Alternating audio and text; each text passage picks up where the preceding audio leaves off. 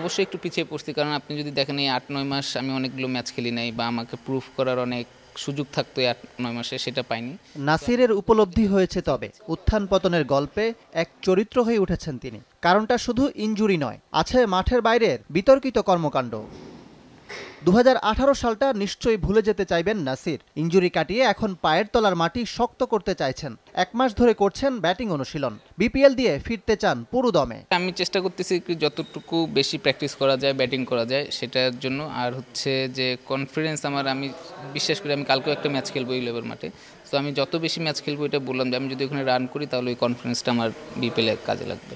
Injury আক্রান্ত হওয়ার আগেই ব্রাত্য হয়েছেন জাতীয় দলে। সেরে ওঠার পরও নাসির আলোচনার বাইরে। তবু স্বপ্ন ওই লাল সবুজের দল। ন্যাশনাল টিম হচ্ছে আপনি যেখানে যেভাবে পারফর্ম করেন না কেন, এটা কিন্তু কাজে আসে আর কি। সো আমি বিশ্বাস করি যে আমি যদি পারফর্ম করি তাহলে অবশ্যই আমি ন্যাশনাল টিমে ঢুকবো। ইকরাম হোসাইন, সময় সংবাদ, ঢাকা।